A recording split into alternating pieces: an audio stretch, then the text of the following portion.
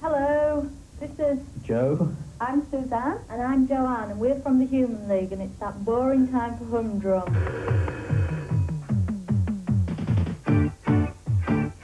Yeah, okay, thank you very much. All right, thanks to Joe and Joanne and Gavin. And yes, it is time for Humdrum. There's been some reports this week from the media, both television and in print, about the fact that certain numbers and Australian groups are banned from Countdown. Now, that's absolute rubbish.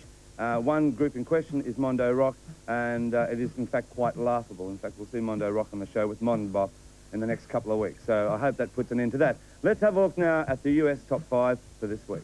At number 5, the Pointer Sisters, yet another hit for them with Jump for My Love, the title track. At number 4, the boy himself, Eyes Without a Face, one of his biggest hits in America up to date. Billy Idol. At number 3, Ray Parker Jr. with Ghostbusters with The Boss Underneath. And here he is, the boss with Dancing in the Dark, Bruce Springsteen at number 2. And at number 1, well, the big one at the moment, Prince with When Doves Cry. Great song. And watch out for the 12-inch on that. Now, a lot of people over the past week have said, didn't you go overboard on the Prince album? Not at all. It's called Purple Rain. Yes, I did sort of review it twice last week. It is quite a sensational album. In fact, I now say it'll be probably the biggest album for 1984. And I urge every one of you out there to give it a listen. I'm sure you're going to be so impressed, it doesn't matter. In fact, it may not sell, as I said last week, as many as Thriller, but it is equally impressive. It is a fantastic album, Prince with Purple Rain. Well, let's have a look at the UK Top 5 for this week. Hey! And at number 5, there he is again, Prince, When Doves Cry, the second week in the English chart.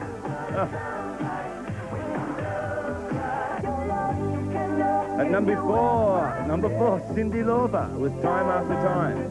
Cyndi could be coming out again this year. Frankie Goes To Hollywood, Relax, didn't make it to number 1 for the second time on the English chart and lies at number 3 this week.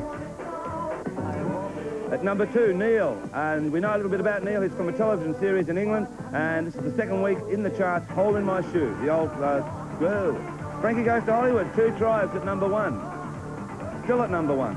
What I was about to say was the Hole in My Shoe is the old Traffic song, and it's good to see it back on the charts.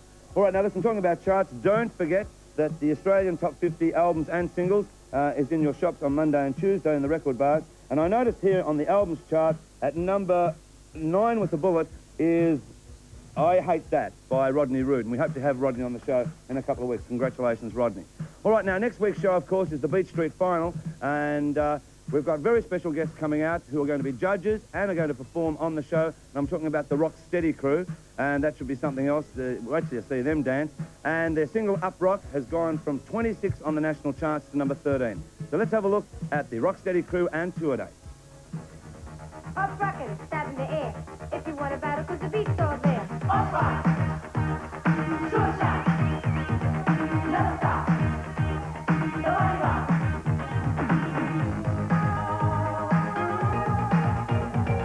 Up rock! Up rock!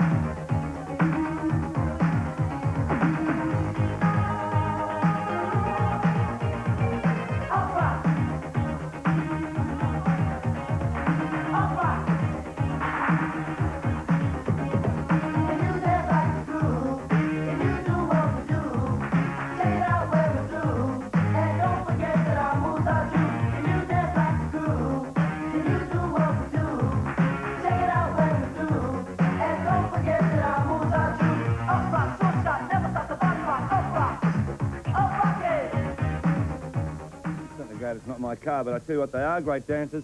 Saw them live in Cannes in France about 6 or 7 weeks ago. They are really something else. Now, over the last couple of weeks, we've had a look at the Beach Street finalists from every state. And so just to update your memory, here they are, the finalists who will compete in the show next week for the Beach Street. And I tell you what, there are some great dancers.